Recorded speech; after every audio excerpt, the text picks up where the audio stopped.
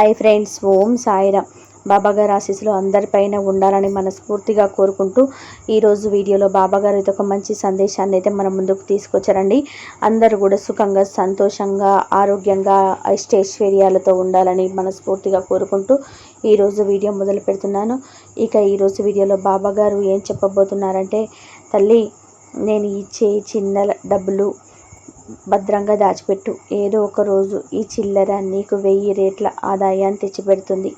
చూస్తూ ఉండు బిడ్డ అని బాబాగారు ఒక చక్కటి సందేశాన్ని ఈరోజు మనందరి కోసం తీసుకొచ్చారండి. మన జీవితంలో సంపాదించే ప్రతి ఒక్క రూపాయి కూడా ఎంతో విలువైనది. సంపాదించిన ప్రతి రూపాయి కూడా తన కష్టార్జితం అయి ఉంటే అది ఎంతో సంతోషంతో మనం భద్రంగా దాచిపెట్టుకుంటాం. అవునా కాదా? కాకపోతే బాబాగారు ఈరోజు నేను నీకు అందిస్తున్న ఈ చిల్లర కాసులు నువ్వు భద్రంగా దాచిపెట్టుకొని చూడు తల్లి. అవి నీకు 1000 రెట్ల ఆదాయాన్ని తెచ్చిపెట్టకపోతే నన్ను అడుగు అని బాబాగారు ఒక చక్కటి సందేశాన్ని ఒక చిన్న కథ రూపంలో మనకు ఈరోజు అందిస్తున్నారండి. ఒక గ్రామంలో లక్ష్మయ్య అనే పండితుడు ఉండేవాడు. ఆయన ఆ ఊర్లోని పిల్లలందరికీ చదువు నేర్పించి గురుదక్షిణ పొంది దానితోటి లక్ష్మయ్య తన భార్య జీవనం కొనసాగించేవారు. ఒకరోజు లక్ష్మయ్య పిల్లలకు చదువు చెప్తూ ఉండగా తన భార్య ఇలా అంటుంది, ఏమండి, ఈరోజు మన ఇంటికి రంగమ్మ గారు వస్తున్నారు అని చెప్పింది. అప్పుడు లక్ష్మయ్య ఎవరు అని అడుగుతాడు. భార్య, అయ్యో ఆవిడనే మర్చిపోయారా? వయసు పెరిగి కొద్దీ మీరు మతిమరుపు బాగా ఎక్కువైతుందండి. రంగమ్మ ఎవరో తెలియదా మీకు? లక్ష్మయ్య కొంతసేపు ఆలోచించి జ్ఞాపకం రావటం లేదు అని అడ్డంగా తల ఊపుతాడు. అదేనండి, నీ ప్రియ శిష్యుడైన కృష్ణ వాళ్ళ నాయనమ్మ. మనం ఈ ఇల్లు కట్టుకోవడానికి డబ్బు అప్పుగా ఇచ్చాడని ఆయన గారి అమ్మ. ఈ మధ్యలో ఒకరోజు మీకు ఆరోగ్యం బాగోలేకపోతే నయం చేశాడే, ఆయనకు అర్థమైందా? నాకు అర్థమైంది లేవే. మీ వంశం పారం తెలివితేటలని నాకు చూపించకు. ఆమె కనిపించినప్పుడు నమస్కారం చేయడం, సమయం ఉంటే 4 మాట్లాడడం తప్ప ఆవిడ పేరు తెలుసుకోవాల్సిన అవసరం నాకేం లేదు లేవే అని చెప్పేసి అంటాడు. అని నాకేముంది, సరే ఆవిడతో నీకేంటి పని? ఆడవాళ్ళం, మాకు 100 పనులుంటాయి. అయినా మీరు అడిగారు కాబట్టి చెప్తున్నాను. మా పుట్టింటి వాళ్ళని అడిగి చెప్తాను అని తన భార్యను లోపలికి వెళ్ళిపోతున్న తన భార్యను చూస్తూ ఇలా అనుకుంటాడు లక్ష్మయ్య. ఈ మధ్యన మాటకు మాట సమాధానం చెప్పడం నీకు బాగా అలవాటైపోయిందే అనుకుంటాడు. సరే పిల్లలు, నేను చదువుతూ ఉంటాను, నా వెనుక మీరు పలకండి. పరుల సొమ్ము పాము వంటిది, చెడు పక్కురా చెడేవు అని బుద్ధిగా పిల్లల్ని పాఠాలు నేర్చుకుంటూ ఉంటారు. ఆ సమయంలోనే ఎక్కడికి రంగమ్మ వస్తుంది. ఆమెను చూసి లక్ష్మయ్య ఇలా అంటాడు, అమ్మ నమస్కారం అని అనగానే ఆమె ఇలా అంటుంది, మీరు చెప్తున్న ఈ మాటలన్నీ పుస్తకాల్లో రాయడానికి, పిల్లల చేత చెప్పించడానికి బాగుంటాయేమో, కానీ నిజ జీవితంలో ఇవన్నీ అమలవుతావా మాస్టారు? నీతి నిజాయితీ అనేది భూమి ఆకాశం లాంటివి. మనం ఎంత పాడు చేయాలని చూసినా అవి మనకు మేలే చేస్తాయి. నేర్పించటం నా బాధ్యత, నేర్చుకోవడం వాళ్ళకు అవసరం. ఇక అమలు చేయడం అంటారా? మనసుని బట్టి, సందర్భాన్ని బట్టి దానిని అమలు చేయబడుతుంది. నీతిగా నిజాయితీగా ఉన్నవాడు కష్టాల పాలవుతాడేమో కానీ ఎప్పటికీ నాశనం అవ్వడు అని లక్ష్మయ్య అనగానే రంగమ్మ ఇలా అంటుంది, అది మీ నమ్మకం కాబట్టి గట్టిగా చెబుతున్నారు. ఈ రోజుల్లో ఎవరిని మోసం చేయకుండా నీతి నిజాయితీగా డబ్బు సంపాదిస్తున్న ఒక్కరిని చూపించండి. అయ్యో అలా అనకండి అమ్మా. డబ్బును సంపాదించిన వారందరూ కూడా అక్రమ మార్గంలోనే వెళ్తున్నారనడం తప్పు. వాళ్ళలో కొందరు తక్కువ సమయం కష్టపడి ఎక్కువ డబ్బు సంపాదించేవారు కొంతమంది ఉంటారు. తెలివితేటలు లేక గాడిద చాకిరీ చేస్తూ వాళ్ళల్లో 1 రూపాయి కూడా మిగిల్చుకోలేని వారు కూడా ఉంటారు. మీరు మంచివారు కాబట్టి మీకు అందరూ మంచి వాళ్ళలాగానే కనిపిస్తున్నారు అని అంటుంది ఆవిడ. సరే, నాకు తెలిసి మీరు చాలా తెలివైన వాళ్ళు, ఎన్నో విషయాలు తెలుసు. మీరు మాత్రం ఎంత సంపాదించారేంటి అని రంగమ్మ అడుగుతుంది.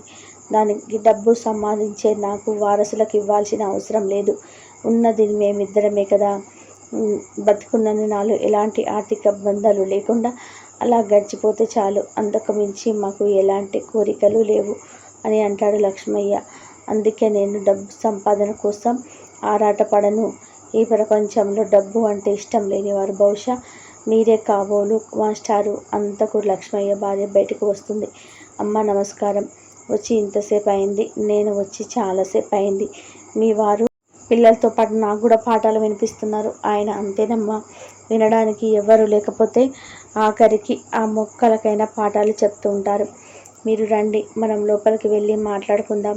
మొక్కలకి ప్రాణం ఉంటుంది. అవి తిరిగి మాట్లాడలేకపోయినా మనం చెప్పేది జాగ్రత్తగా వింటాయి అంటాడు లక్ష్మయ్య. నువ్వు మన ఇద్దరి మధ్య గొడవ వచ్చినప్పుడు ఏడ్చుకుంటూ వంటగదికి వెళ్ళి వంట పాత్రలతో మాట్లాడతావు కదా అని మాస్టర్ అంటూ ఉండగా రంగమ్మ లక్ష్మయ్య భార్య లోపలికి వెళ్తారు. ఇదిగోనమ్మా, మీ వంట తాలూకు డబ్బులతో పాటు నా మనవడికి చదివి చెప్పించినందుకు ఇవ్వవలసిన డబ్బుతో పాటు కలిపి మొత్తం 5,000 రూపాయలు ఒక్కసారి లెక్క చూసుకోండి అని రంగమ్మ అంటుంది. మీ దగ్గరనే ఉంచుకోలేకపోయారా అని లక్ష్మయ్య భార్య అంటుంది. మాకు కావలసినప్పుడు వచ్చి తీసుకునే వాళ్ళం కదా అని అనగానే ఆమె వద్దు వద్దు, డబ్బులు చాలా చెడ్డది. అది ఎప్పుడు ఎలా మారుస్తాయో తెలియదు. ముఖ్యంగా మీ ఆయన లక్ష్మయ్య లాంటి వారిని ఇబ్బంది పెట్టడం నాకు ఏమాత్రం కూడా ఇష్టం లేదు. మా అబ్బాయి రకరకాల వ్యాపారాలు చేస్తూ ఉంటాడు. ఎప్పుడు ఏ అవసరం వచ్చి ఇంట్లో ఉన్న డబ్బు పట్టుకెళ్ళిపోతాడా అని భయం. ఇక లక్ష్మయ్య భార్య ఆ డబ్బులను తీసుకొని లెక్క చూసుకొని ఇలా అంటుంది. అంతా సరిగ్గా ఉంటుంది. ఈ డబ్బుతో సొంత పొలం కొందామని ఒక చిన్న ఆశ. ఇంకా ఎన్నాళ్ళని కౌలుకు పనిచేసుకుంటాం. ఎక్కడైనా మంచి పొలం దొరుకుతుందేమో మీ అబ్బాయికి ఒక మాట చెప్పండమ్మా అని అంటుంది లక్ష్మయ్య భార్య.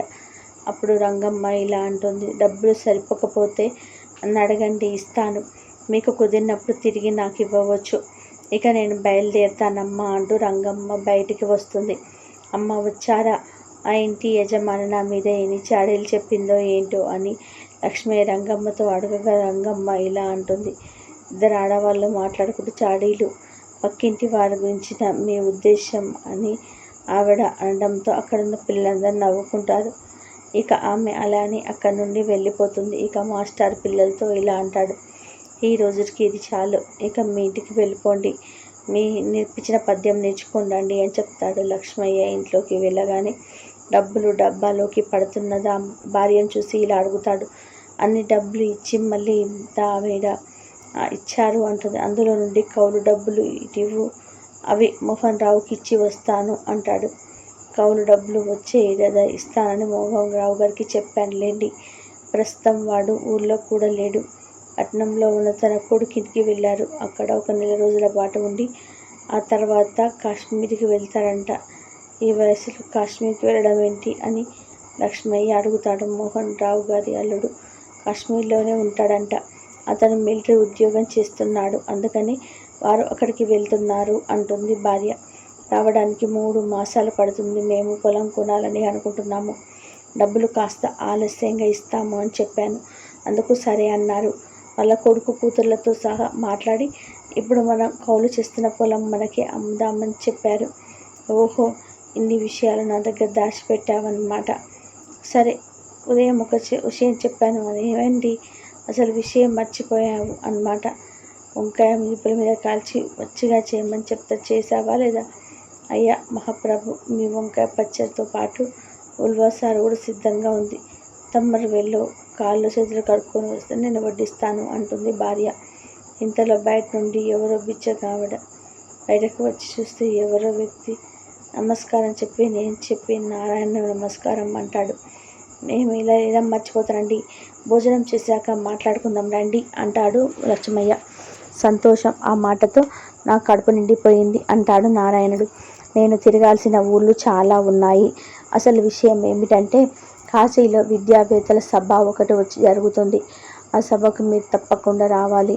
విద్యా వ్యవస్థ గురించి, కొత్తగా తీసుకోవాల్సిన మార్పుల గురించి చర్చించడం ఆ సభ యొక్క ముఖ్య ఉద్దేశం. మేలు సలహాలు మాకు ఎంతో, కాబట్టి మీరు వచ్చి తీరాలి. సభ ముగిసిన తర్వాత ఆ కాశీ విశ్వేశ్వర దర్శనం చేసుకున్న తర్వాత మనం ఇక్కడ నుండి బయలుదేరేటప్పుడు తిరిగి ఇక్కడికి వచ్చేంత వరకు అంతా మా కమిటీ సభ్యులు చూసుకుంటారు. రేపు ఉదయమే ప్రయాణం అని అంటాడు నారాయణుడు. సరే, ఇంతగా ఇబ్బంది పెడుతూ రాకుండా ఉంటానా? వస్తానండి నారాయణ గారు అని అంటాడు లక్ష్మయ్య. లక్ష్మయ్య చేతికి ఆహ్వాన పత్రిక ఇచ్చి అక్కడి నుండి వెళ్ళిపోతాడు. ఈ విషయం తన భార్యతో చెప్తాడు. అప్పుడు ఇద్దరు బయలుదేరమని నిశ్చయించుకుంటారు. అంతా బాగానే ఉంది, కానీ ఇంత డబ్బు ఇంట్లో నుంచి మనం వెళ్ళడం అంటే కష్టం కదా. అలాగని అంత డబ్బు చేతిలో పట్టుకుని ప్రయాణం చేయడం కూడా మంచిది కాదు. మీరు ఏదైనా సలహా ఇవ్వండి అని అడుగుతుంది భార్య. అప్పుడు లక్ష్మయ్య ఇలా అంటాడు. రంగమ్మ దగ్గర ఒక చింతే ఇలా ఉంటుంది అని అంటాడు. ఆవిడ ముందే మనకు చెప్పింది కదా, ఎక్కడ దాచిపెట్టే భద్రంగా ఉంటుందో అది ఆలోచించండి. ఆమె నా దగ్గర వద్దు అని చెప్పింది అంటుంది. అప్పుడు లక్ష్మయ్య ఒక నిర్ణయానికి వచ్చాడు. ఆ ఊరిలోనే సీత కొట్టుకు వెళ్తాడు. తనకు ఏర్పడిన సమస్య గురించి చెప్తాడు. సీతయ్య దీని గురించి సమాధానం చెప్పాలి. ఎక్కడ దాచిపెడితే ఈ డబ్బు క్షేమంగా ఉంటుంది చెప్పు అని అడుగుతాడు లక్ష్మయ్య. అప్పుడు సీనయ్య ఇలా అంటాడు. బాబు, డబ్బు దగ్గర బ్రహ్మదేవుడినైనా సరే నమ్మవద్దు అని మహాప్రాపిష్టిది అంటాడు సీనయ్య. వీళ్ళిద్దరు మాట్లాడుకున్న సమయంలో అంగడి గుమాస్తా అందరిది ఒక స్త్రీ నెయ్యితో స్వీకరించి ఈ అమ్మకం వివరాలు అనుకొని ఇలా అంటాడు. ఓరి పాపిష్టోడా, ఆ నెయ్యి ₹1 ఆదాయంతో పెట్టుకున్నాను. ₹2 ఆదాయం ఎందుకు తీసుకున్నావు ఆ మనిషి దగ్గర? ఇంకొకసారి వ్యాపారానికి వచ్చినప్పుడు జ్ఞాపకం ఉంచుకొని ఆ మనిషి దగ్గర ₹1 తిరిగి ఇచ్చేసి అని గుమాస్తాను మందలిస్తాడు. ఆ సంఘటన చూశాక లక్ష్మయ్య సీనయ్య మీద కోని ఏర్పడుతుంది. ఆయనకు కావలసిన సరుకులు సీనయ్య అంగడిలో తీసుకుని ఇంటికి వెళ్ళిన తన ₹5,000 మూటలు కట్టి తెచ్చి, ఇదిగో సీనయ్య, ఇదిగో నా డబ్బు ₹5,000. నేను కాశీ నుండి తిరిగి వచ్చేదాకా దీన్ని దాచిపెట్టు ఉంచే బాధ్యత నీకు అప్పగిస్తున్నాను. దేవుడా, ఆ డబ్బులు నేను దాకనైనా తాకను. కావాలంటే మీరే మా ఇంటికి వచ్చి వాటిని ఎక్కడైనా దాచిపెట్టి వెళ్ళండి. తిరిగి వచ్చాక మీరే తీసుకోవచ్చు అంటాడు సీనయ్య. నిజంగా సీనంగయ్య ఎంత మంచివాడు అనుకుని లక్ష్మయ్య ఆ లక్ష్మయ్య ఇంట్లో బీరువాలో దగ్గర దాచిపెట్టి దాని దారిన తను వెళ్ళిపోతాడు. కాశీకి వెళ్ళి అక్కడ జరిగిన సభలో పాల్గొని ఆ విశ్వేశ్వరుని దర్శనం చేసుకొని స్వర్గ్రామానికి తిరిగి వచ్చేస్తాడు. మరుసటి రోజు లక్ష్మయ్య సీనయ్య ఇంటికి వెళ్తాడు. వచ్చారా, ప్రయాణం ఎలా జరిగింది అని అడుగుతాడు సీనయ్య. ఆ దేవుడి దయ వలన చక్కగా జరిగింది. అలాగే ఆ విశ్వేశ్వరుడి దర్శనం కూడా చాలా బాగా జరిగింది. ఇక నా డబ్బులు నాకు తిరిగి ఇస్తేనే నేను ఇంటికి వెళ్ళిపోతాను అని అంటాడు లక్ష్మయ్య. మావిడ ఏదో పొలం కొనాలని దాచి ఉంచింది. మంచిది మంచిది, దాన్నేముంది, మీ సొమ్ము మీరు దర్జాగా తీసుకెళ్ళండి. ఎక్కడ దాచిపెట్టారో గుర్తుంది కదా, వెంటనే వెళ్ళి తీసుకోండి అని అంటాడు లక్ష్మయ్య. తాను దాచి ఉంచిన డబ్బుని బీరువాలో తెరిచి చూస్తాడు. అక్కడ డబ్బు మూట కనబడదు. దాంతో కంగారుపడి లక్ష్మయ్య వెంటనే సీనయ్య దగ్గరికి వచ్చి ఇలా అంటాడు. సీనయ్య, నేను దాచింది ఆ బీరువాలోనే, కానీ ఇప్పుడు అది కనబడటం లేదు. ఏమైంది అని అడుగుతాడు. అదేంటి, దాచింది మీరు, దాని గురించి నాకేం తెలుసు? డబ్బు దాచింది మీరా నేనా? నేను ముందే చెప్పాను కదా, పరుల సొమ్ము ముట్టుకోనని అంటాడు సీనయ్య. దాంతో లక్ష్మయ్యకు సీనయ్య తనను మోసం చేశాడని గ్రహించి కుంగిపోయిన మనసుతో ఇంటి దారిన పడతాడు. దారిలో రంగమ్మ విచారంగా ఉన్న అతన్ని చూసి ఇలా అడుగుతుంది. ఎప్పుడొచ్చారండి కాశీ నుండి? ఇంత విచారంగా ఎందుకు కనబడుతున్నారు అని అడుగుతుంది రంగమ్మ. లక్ష్మయ్య రంగమ్మతో జరిగిందంతా కూడా పూసగుచ్చినట్టు చెప్తాడు. రంగమ్మ కొద్దిసేపు ఆలోచించి, మీరేమీ బాధపడకండి, మీ సొమ్ము సీనయ్య చేత కక్కిస్తాను చూడండి, నేను చెప్పినట్టు చేయండి మాస్టారు అంటూ ఒక ఉపాయం చెప్తుంది. లక్ష్మయ్య ఆమె చెప్పినట్టుగా చేయడానికి సిద్ధపడతాడు.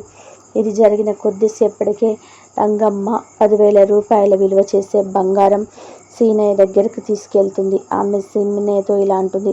చూడు సీనయ్య, నా కొడుకు వ్యాపారం కోసం కొన్ని రోజుల క్రితం కాశీకి వెళ్ళాడు. ఇంతలో వాడి జాడే లేదు. చిన్నదా పెద్దదా అని అయిపోయాను. ఎప్పుడొస్తానో తెలియదు. అందుచేత నేను మా ఆయన కాశీకి వెళ్ళి నా కొడుకు జాడ తీసుకెళ్తున్నాను. మేము ముసలి వాళ్ళము. మా దగ్గర 10,000 విలువ చేసే నగలున్నాయి. వీటిని వెంట తీసుకువెళ్తే దొంగలు దోసుకెళ్తారు. నువ్వు ధర్మాత్ముడివి అని మన ఊరి లక్ష్మయ్య కూడా కాశీకి వెళ్ళేటప్పుడు తన సొత్తుని దగ్గర దాచిపెట్టి వెళ్ళాడని, ఇతరుల సొమ్ముని ముందు వడ్డీతో సమానంగా చూస్తామని అన్నారు. అందుచేత ఈ సొమ్ము తిరిగి వచ్చేదాకా నీ దగ్గర దాచి ఉంచి బాబు అంటాడు ఆమె. సీనయ్య తన పంట పండింది అనుకుంటాడు. లక్ష్మయ్య కాశీ నుండి తిరిగి వచ్చిన విషయం రంగమ్మకు ఇంకా తెలియదనుకుంటా అనుకొని ఆవిడతో ఇలా అంటారు. మీ ఇష్టం, వచ్చిన చోట మా ఇంట్లో దాచిపెట్టి వెళ్ళండి అంటాడు. ఇంతలో అక్కడికి లక్ష్మయ్య వచ్చి ఇలా అంటాడు. చూడు సీనయ్య, నేను సొమ్ము దాచిపెట్టిన చోట గురించి భయపడ్డాను. ఇప్పుడు అసలు చోటు జ్ఞాపకం వచ్చింది. అక్కడ వెతుక్కుంటాను అంటాడు లక్ష్మయ్య. సీనయ్య గుండె ఉటుక్కుమంటుంది. లక్ష్మయ్య దాచిపెట్టిన 5,000 తాను స్వాహా చేసినట్టు తెలిస్తే ఈ ముసలమ్మ 10,000 రూపాయల నగలు తన ఇంట దాచిపెట్టదు. అందుచేత సీనయ్య ఇలా అంటాడు. నీకు కలిగిన సందేహమే నాకు కలిగింది. మరొక చోట చూశాను బాబు, మీ మూట చెక్కు చెదరకుండా దొరికిపోయింది అని సీనయ్య లోపలికి వెళ్ళి లక్ష్మయ్యకు 5,000 రూపాయల మూట తిరిగి ఇచ్చేస్తాడు. ఇది జరగగానే రంగమ్మ సీనయ్య కేసి పరీక్షకు చూసి ఇలా అంటుంది. ఎవరు లక్ష్మయ్య గారైనా కాశీ నుండి ఎప్పుడొచ్చారండి? ఏమండి, అక్కడ మా అబ్బాయి గారు కనిపించాడా అని అడుగుతుంది. ఇంతకుముందే నేను ఈ ఊరు వచ్చానండి. మీ వాళ్ళు కాశీలో కనిపించాడు. 2 రోజుల తర్వాత అక్కడి నుండి బయలుదేరిన తర్వాత మని నేను బెంగ పెట్టుకోవద్దని చెప్పాడు అని అంటాడు లక్ష్మయ్య. అమ్మయ్య, బ్రతికించారు. అయితే నేను కాశీకి వెళ్ళవలసిన అవసరం లేదన్నమాట. అయితే ఈ నగలు నా దగ్గరనే ఉంచుకుంటాను. ఇంతలో సీనయ్య కొడుకు ఇంట్లో నుంచి బయటికి వచ్చి ఇలా అంటాడు. మాస్టారు, మీకు ఊరికి వెళ్ళే ముందు చెప్పిన పద్యం నేను నేర్చుకున్నాను. ఆశ కన్నా దుఃఖం అతిశయింపుగా లేదు. నాయనా, ఈ పద్యం ఈరోజు సాయంకాలం నాకు అప్పచెప్పు.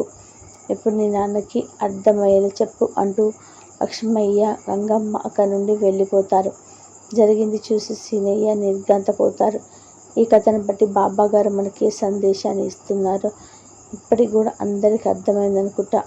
మనం సంపాదించే చిల్లర డబ్బు అయినా సరే, ఏ ఒక్క రూపాయి అయినా సరే, మన కష్టంతో సంపాదించిన డబ్బు ఎటు వెళ్ళదు. ఒకవేళ అది ఏ విధంగానైనా సరే నువ్వు పోగొట్టుకున్నా లేదా ఇతరులు కాజేసినా కూడా అది నీకు 1000 రెట్ల ఆదాయాన్ని తెచ్చిపెడుతుంది తప్ప నువ్వు ఆ డబ్బును పోగొట్టుకున్నాను, ఇతరులు కాజేశారు అని చింతించాల్సిన అవసరం లేదు అని బాబాగారు ఒక గొప్ప సందేశాన్ని ఈ కథ ద్వారా అందించారండి. ఈ కథ కనుక మీకు నచ్చినట్లయితే శ్రద్ధ సబూరి అని కామెంట్ చేయండి. అలాగే వీడియోను 10 మందికి అందేలాగా షేర్ చేయండి, లైక్ చేయండి. మళ్ళీ ఇంకొక మంచి వీడియోతో మళ్ళీ